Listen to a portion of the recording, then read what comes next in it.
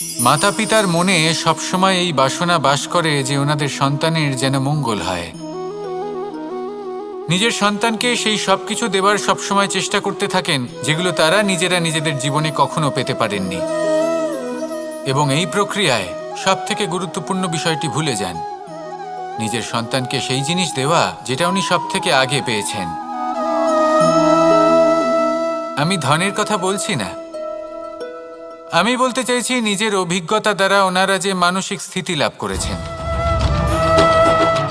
ওনারা যে মর্যাদা লাভ করেছেন, যে শিক্ষা ওনারা লাভ করেছেন, সবার আগে নিজের সন্তানকে সেটা দেওয়া প্রয়োজন। সেটা যদি নিজের সন্তানকে দিতে পারেন তাহলে এই সন্তান জীবনে তার পথে এগোতেও পারবে, ধন অর্জনও করতে পারবে এবং শক্তিশালী অনুভবও করতে পারবে।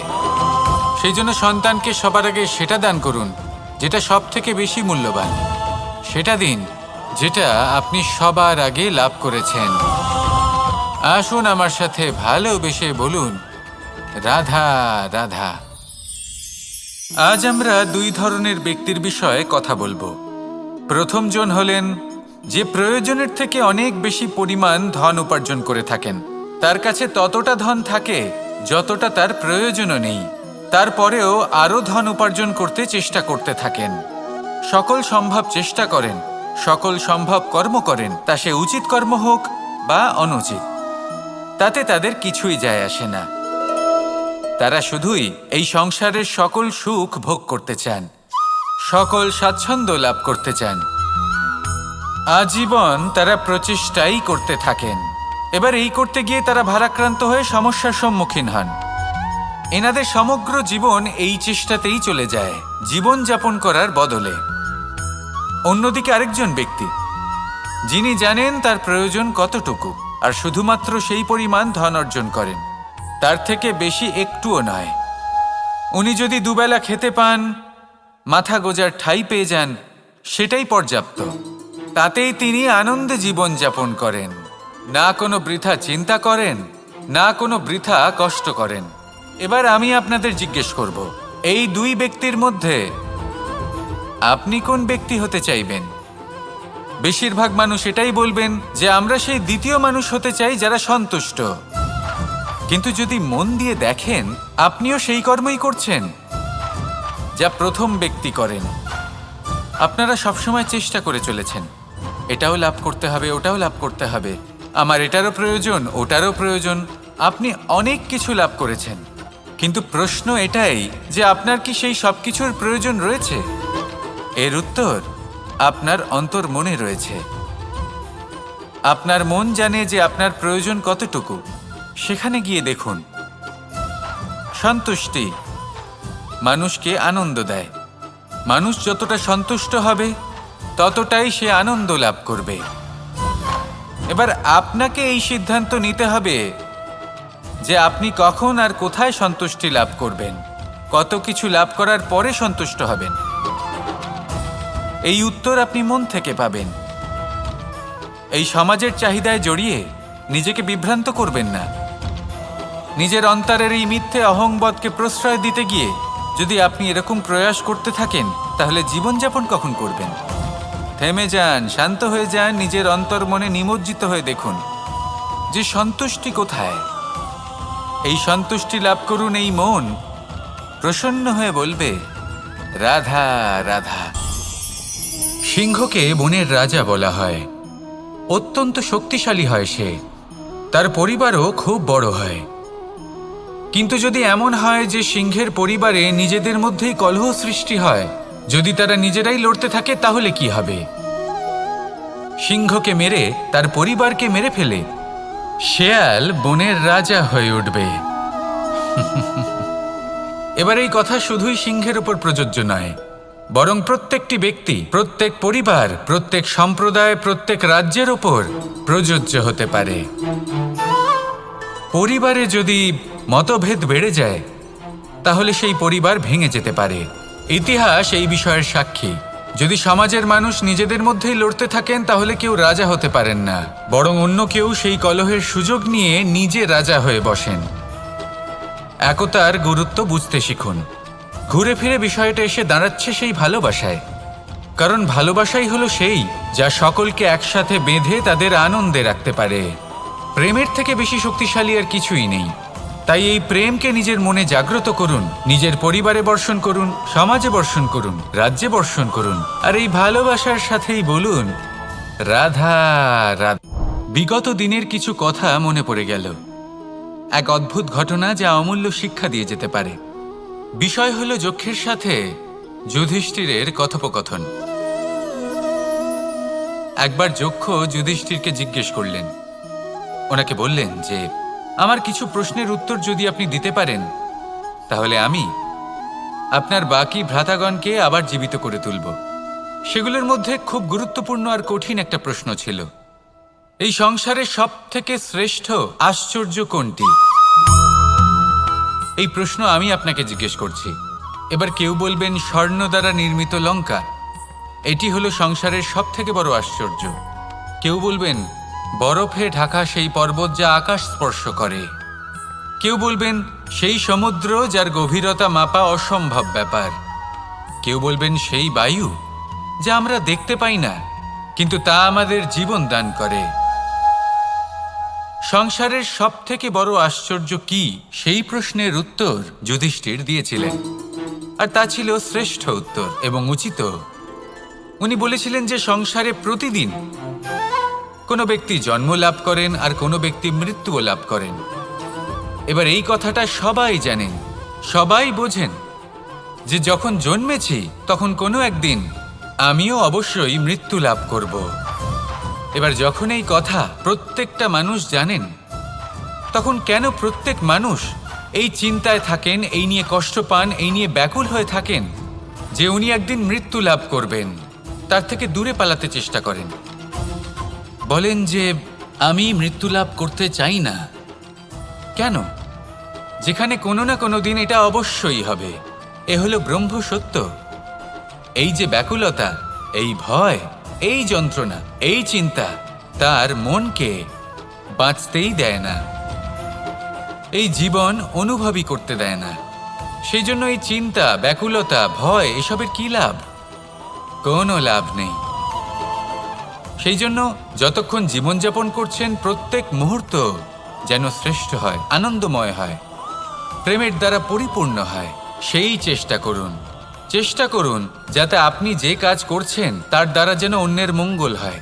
এই প্রচেষ্টাই আপনার জীবনকে প্রসন্নতা আর প্রেম দ্বারা ভরিয়ে তুলবে। এই মন সুপ্রসন্ন হয়ে বলবে রাধা রাধা। এই সংসারে সব থেকে ভয়ানক এবং গভীর অন্ধকার কোনটা? সেটা যখন মেঘ সূর্যকে ঢেকে দেয় এবং সংসার অন্ধকারাচ্ছন্ন হয়ে ওঠে, নাকি তখন যখন সূর্যাস্তের সময় ঘনিয়ে আসে, সূর্য ঢলে যায় এবং এই সংসারে অন্ধকার ছেয়ে যায়, নাকি সেই অমাবস্যার রাত্রি যখন চতুর্দিকে ঘন অন্ধকার থাকে এবং চন্দ্রমার প্রকাশ কোথাও থাকে না? না, এই সংসারে সব থেকে বেশি ভয়ানক অন্ধকার হলো মানসিকতার অন্ধকার। মানসিকতা খুব গভীর একটা বিষয়।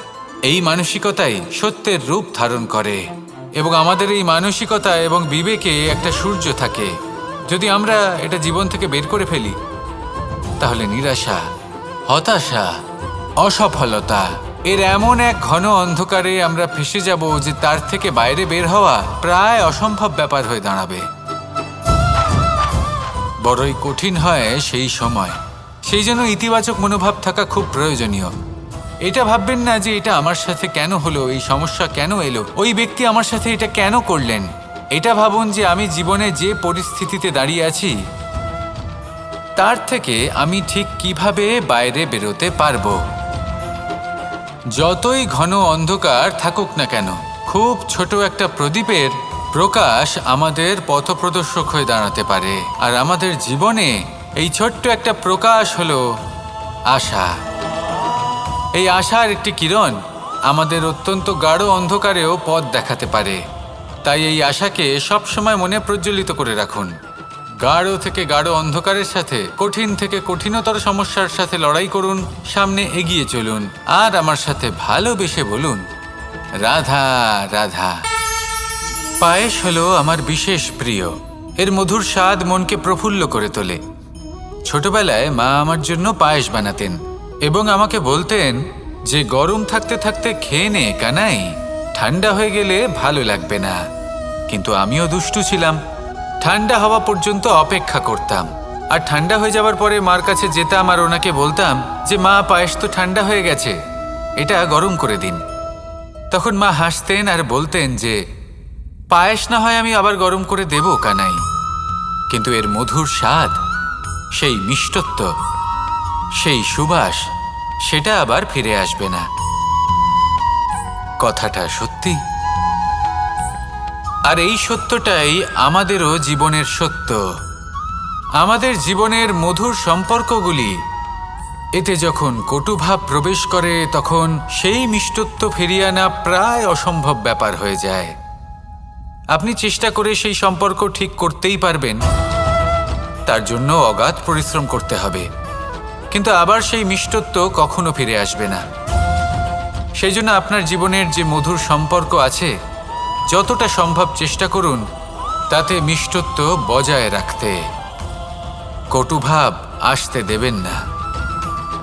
আসুন আর আমার সাথে মধুর স্বরে বলুন, রাধা রাধা।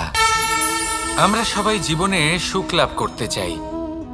শুধু জীবনে কেন, জীবনের পরেও আমরা সুখ লাভ করতে চাই। আমরা সকলে স্বর্গের কামনা করি। কিন্তু খুব সহজ একটা কথা, যদি আপনি স্বর্গ লাভ করতে চান তাহলে প্রথমে মৃত্যু লাভ করতে হবে। আপনি যদি প্রাণই না দেন তাহলে আপনি স্বর্গলাভ কিভাবে করবেন, তাই না? শুধু এই ছোট্ট একটা বিষয় দ্বারা আমরা জীবনে অনেক কিছুই শিখতে পারি। যদি আপনার কোনো লক্ষ্য থাকে, কোনো মনোবাঞ্ছিত স্থান থাকে, কোনো বড় কাজ আপনি করতে চান, তাহলে সেই সবই হবে। কিন্তু শুধুমাত্র কামনা করলে হবে না, আপনাকে কর্ম করতে হবে, নিরন্তর প্রয়াস, পরিশ্রম, পথ খুঁজতে হবে, সামনে অগ্রসর হতে হবে। কখনো অসফল হলে তার কারণ খুঁজতে হবে, বিপদের সম্মুখীন হতে হবে, অন্তর থেকে নিজের শক্তি বাড়িয়ে তুলতে হবে। তবেই আপনি নিজের লক্ষ্য লাভ করতে পারবেন, মনোবাঞ্ছিত স্থান পাবেন। মহান নদী গঙ্গা একটি বিন্দু দ্বারা শুরু হয়, ধীরে ধীরে অগ্রসর হয়। কোনো পাথরে ধাক্কা খেলেও সে থামে না, বরং এগোতেই থাকে। তারপরেই সে মহান নদী গঙ্গা হয়ে উঠতে পারে। পরিশ্রম করুন, লক্ষ্য লাভ করুন, আর আমার সাথে ভালোবেসে বলুন, রাধা রাধা। এগুলো হলো নিম পাতা। যদি এগুলো চেখে দেখেন তাহলে মুখ বিকৃত হবে। এগুলো কি তেঁতো খেতে, হে নারায়ণ! এর থেকে বেশি তিক্ত সংসারে আর কিছুই হতে পারে না। হয়তো আপনি এগুলো ফেলেও দেবেন, কিন্তু যদি এই স্বাদের ঊর্ধ্বে উঠে এই নিমের বিষয়ে আপনারা জানতে চেষ্টা করেন, তাহলে আপনি জানতে পারবেন যে এই নিম কতটা বেশি গুরুত্বপূর্ণ, কত গুরুত্বপূর্ণ ওষুধ, আর আমাদের শরীরের জন্য কতটা বেশি লাভজনক। এই নিম, এর মধ্যে অনেক রোগের উপশম নিহিত রয়েছে। এবার জীবনে আমরা বিভিন্ন মানুষের সাথে পরিচিত হই, নেত্র দ্বারা তাদের দেখি, কিন্তু তাদের আমরা খুব একটা পছন্দ করি না। সেক্ষেত্রে আমাদের কি করা উচিত? অন্তর মন দিয়ে তাদের দেখা উচিত। ওনাদের রূপ রং নয়, ওনাদের ব্যবহার, ওনাদের গুণাবলী দেখা উচিত। কারণ হতে পারে ঠিক যেমন নিম পাতা বাস্তবে খুব তেঁতো কিন্তু আমাদের শরীরের পক্ষে লাভজনক, সেইভাবেই এইসব মানুষ যাদের দেখলে আমাদের ভালো লাগে না, যাদের রূপ রং আমাদের পছন্দ হয় না, হয়তো সেই মানুষগুলোই আমাদের জীবনকে পূর্ণরূপে পাল্টে দিতে পারেন। হতে পারে তাদের মধ্যে এমন ক্ষমতা রয়েছে, আমাদের সুখ, শান্তি, প্রেরণা প্রদান করতে পারেন, আমাদের দুঃখ হরণ করতে পারেন, আমাদের পথ দেখাতে পারেন। সেই জন্য যখনই কোনো ব্যক্তিকে দেখবেন, চর্মচক্ষু নয়, অন্তর্মন দিয়ে দেখবেন, রূপ রং নয়, গুণাবলী দেখবেন।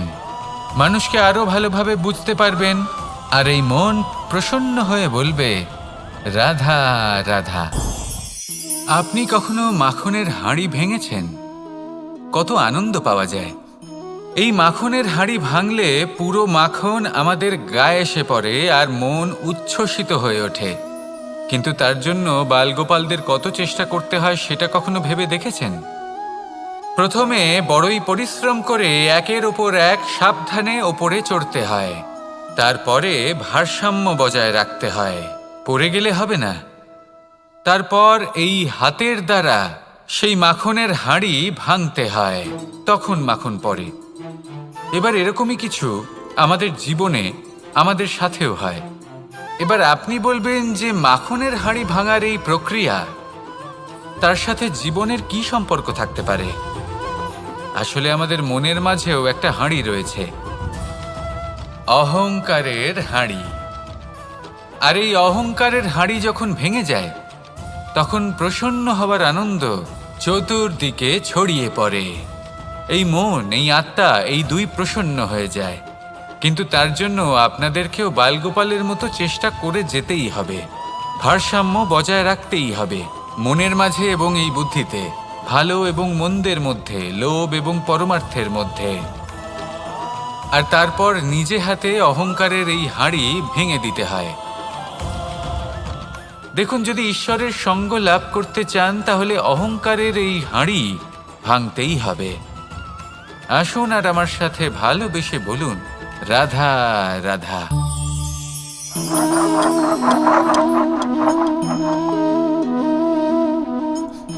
কোনো ব্যক্তিকে নিশ্চয়ই দেখেছেন যিনি নিজে কাঠ কাটার এই কাজে নিপুণ এবং অভিজ্ঞ। এবার আপনারা দেখবেন যে তার মনোযোগ সমস্ত কাঠের ওপর থাকে না, তার মনোযোগ থাকে শুধুমাত্র একটা কাঠের ছোট্ট একটি অংশের ওপর, যেখান থেকে তার টুকরো করা হচ্ছে। কিন্তু সেটা উনি কেন করেন? যদি এটা উনি না করেন তাহলে সেই কাঠ সঠিক পদ্ধতি এবং তাড়াতাড়ি কাটা যাবে না।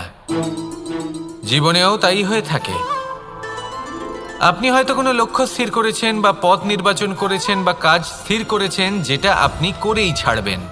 তাহলে নিজের সম্পূর্ণ মনোযোগ শুধুমাত্র তার উপর কেন্দ্রীভূত করুন। যদি আপনার মন এদিক ওদিক তাকাতে থাকে, অস্থির হয়ে পড়ে, বিচলিত হয়ে পড়ে, যদি তা হয়ে থাকে তাহলে আপনি অবশ্যই অসফল হবেন। তাই কর্মঠ থাকুন, নিরন্তর কর্ম করতে থাকুন এবং পূর্ণ মনোযোগ দিয়ে নিজের কাজ করুন। নিজের পথে অগ্রসর হন বা নিজের লক্ষ্য প্রাপ্ত করতে চেষ্টা করুন। তারপর দেখুন কি হয়, কিভাবে উচিত পথে এবং তীব্র গতিতে আপনার লক্ষ্য আপনার কাছেই পৌঁছে যায়। আর আপনার এই মন প্রসন্ন হয়ে বলে, রাধা রাধা। আলস্য আপনার আরও একটা অত্যন্ত বড় শত্রু, যা আপনার মনের মধ্যে বসবাস করে আর ধীরে ধীরে আপনার কার্য শরীরের একটা অংশ হয়ে ওঠে। সব কাজে দেরি করিয়ে দেয়, সবকিছু নষ্ট করে দিতে পারে এই আলস্য। এই কাজ আজকে হলো না, কোনো ব্যাপার নয়, কালকে করে নেব। প্রকৃতি আমাদের এটা শেখায় না। ভেবে দেখুন, যদি সূর্য এটা ভাবে যে কাল উদিত হব না, কিছুদিন পরে উদয় হব, তাহলে কি হবে? সমগ্র পৃথিবীর বিনাশ হয়ে যাবে, ঠিক কি না? দেখুন, এই আলস্য নিয়ে খুব সুন্দর একটা কথা আছে, আলস্যস্য কুত বিদ্যা। অর্থাৎ যিনি অলস হয়ে বসে থাকেন তিনি বিদ্যা লাভ করেন না, জ্ঞান লাভ করেন না। আর জ্ঞান না থাকলে তিনি ধন অর্জন করতে পারেন না। তার জীবনে সুখ স্বাচ্ছন্দ্যের অভাব থাকে, বন্ধুর অভাব থাকে। যেখানে সুখ স্বাচ্ছন্দ্য নেই, মিত্র নেই, আপনজন নেই, জ্ঞান নেই, সেখানে আনন্দ কিভাবে বাস করতে পারে? সেই জন্য কথায় আছে, যিনি কর্ম করেন তিনি এই সংসারে যে কোনো সুখ স্বাচ্ছন্দ্য ভোগ করতে পারেন। তাই কর্ম করুন, সময়কে সম্মান করুন, আর এই আলস্যের উপর বিজয় লাভ করুন। আর আমার সাথে ভালোবেসে বলুন, রাধা রাধা। সাফল্য এবং অসফলতা, মানুষের জীবন এই দুই চাকার ওপরই দাঁড়িয়ে থাকে, এর আশেপাশেই ঘুরতে থাকে। তাই সাফল্য এবং অসফলতা অত্যন্ত লাভদায়কও হতে পারে, আবার অত্যন্ত ক্ষতিকারকও হতে পারে। নির্ভর করছে মানুষের উপর। যদি কথা বলা হয় সাফল্যের, তাহলে যখনই সাফল্য আসে তখন সেই সাফল্য তার মাথায় চড়ে বসে। তিনি নিজের পথ থেকে সরে যান, লক্ষ্যভ্রষ্ট হয়ে যান, অনুচিত কাজের দিকে অগ্রসর হয়ে পড়েন। বিনাশের দিকে অগ্রসর হয়ে পড়েন। কিন্তু সেই সাফল্য যদি মাথায় চড়তে না দিয়ে মনের মাঝে বাস করে, তাহলে সে নিজের সাফল্য অনুভব করতে পারবে, নিজের কর্তব্য অনুভব করতে পারবে, ভাববে যে কিভাবে এই সাফল্য দ্বারা সমাজের কিছু মঙ্গল করা যেতে পারে, আর সেই সাফল্যই তার জন্য বরদান হয়ে যাবে।